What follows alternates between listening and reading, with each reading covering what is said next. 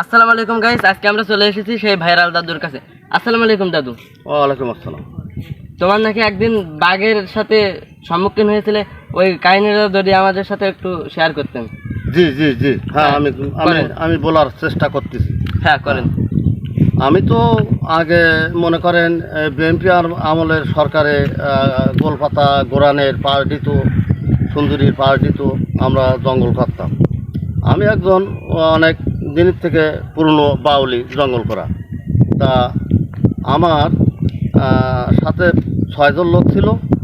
তার থেকে আমি 5 জনের বললাম কি যে আমি একটু বাইরে যাবো, সেখানে তো খাল্লা, বাইরে যেতে হলে তো পানি চুনির ব্যাপার স্যাপার আছে, ওজন আমাদেরও ব্যাপার স্যাপার আছে জঙ্গলের ভিতরে, যেহেতু পাক অবস্থায় ঘোরাফেরা করা লাগে।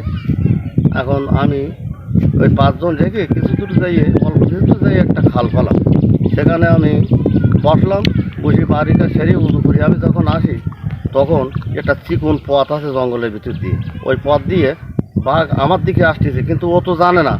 ও কিন্তু আমাদের যে 5 জন লোক কাজ করতেছে ওখানে, ও পাশটা ঘুরে ঘুরে বেড়ায়, কিন্তু কোনো মনে হয় সম্ভবত কোনো লাইন করতে পারে না করাতে ও চলে আসতেছে আপনার এই চিকন একটা পথ আছে, এই পথ দিয়ে।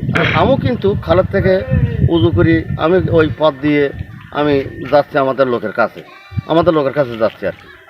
এখন মাছ পথে দেখা, তা আমি তো চিন্তা করলাম তো বিপদ, মাছ পথে আমি তো এখন ফাঁকা জায়গায় একা, তবে আমার তো বাঁচতে হবে। তা বাঁচতে হলে অনেক লোক আমাদের ভিতরে দেখা যায় সোজা গাছ পালি সোজা গাছে উঠে যায়, এবং সোজা গাছ না পালি যদি হেলা গাছ থাকে হেলা গাছে উঠলে কিন্তু ওরা উঠতে পারে।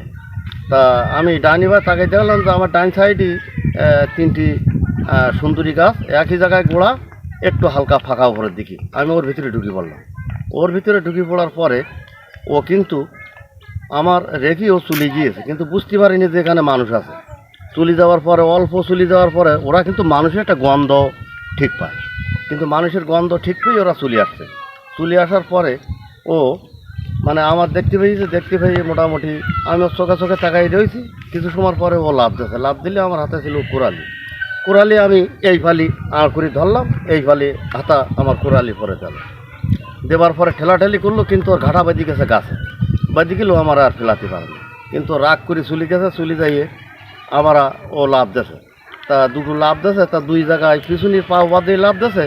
তা মনে হয় 5 জুড়ির থেকে 7 জুড়ি মাটি ও 2 পাতে মানে গোল লাগিয়ে ফেলাইতে মাটি মানে লাফাই এসে পড়েছে। এত গতি, মানে এত শক্তি যে যেখান থেকে লাভ দেয় সেখান থেকে পিছনের পা মাটি 2 ভাগ জোড়া মাটি কিন্তু সরে যায়, এমন জানোয়ার। তারপরে 2 লাভ দেওয়ার পরে ও বসি শুধু গালার থেকে নালা ছাড়তেছে এইভাবে। কিন্তু আমি তখন আমার লোকজনের হাঁক দিলাম, বা ওই সুন্দরী গাছের যে গোড়ায় যে আপনার যে সোয়াট থাকে, ওই সোয়াটায় কুরুলির ফাঁক দিয়ে বাড়ি দিলি রাইফেলের মতন আওয়াজ হয়। ওই আওয়াজ হয়ে আমার সাথীসঙ্গী যারা আছে আর 5 জন, তারা মনে করেছে কি যে ঠিক নিশ্চয় বিপদে পড়ে গেছে, চল আমরা সবাই যাই উদ্ধার করে আসি। এবার ওরা আসলো আমার কাছে, এসে লাঠি সোটা কাটি তারপরে আপনার আমার উদ্ধার করলো। তা আধা ঘন্টার মতন ম্যাক্সিমাম আমি ওর সাথে লড়াই করি। তারপরে আমি লোক পাইছি। তারপরে লোক আনলে সবাই ওই বাড়ি ধরিয়ে ওই খাল, জঙ্গলের ভিতরে খাল আছে, খাল পার করে দিয়ে আমরা ওই যে কাঠকুড়ো কাটিতে ওইগুলো আমরা নিয়ে চলে আসলাম, ওখানে আমরা আর কাজ করলাম না। এই পর্যন্ত আমার বক্তব্য। তারপর আমি বাড়ি আসার পরে আমার মাও বারণ দিয়েছে যে তুমি আর যাইও না। তা সেখান থেকে আমি যাই না, এখন আমি ভ্যান চালাই খাই। আর ওই কটা বরকি আছে, বরকি কটা নিয়ে চোরাচুরি করি, এদিক ওদিক ঘোরাঘুরি করি। তা আমার বক্তব্য সংক্ষেপে শেষ করলাম। আল্লাহ হাফেজ। দাদুকে অনেক অনেক ধন্যবাদ তার জীবনের একটা কাহিনী বলার জন্য। তবে দাদু, সকালবেলা খাওয়া দাওয়া হয়েছে? সকালবেলা খাওয়া দাওয়া ওই যে তোমার চাষি 3টি রুটি বানাইছে, আর মাছ আনছে, তেলাপি মাছ, এই কি দিয়ে আনে দুপুরে, সকালে তো রুটি খাইছি। ঠিক আছে দাদু, আপনাকে অনেক ধন্যবাদ, ভালো থাকবেন। আসসালামু আলাইকুম। ওয়ালাইকুম আসসালাম।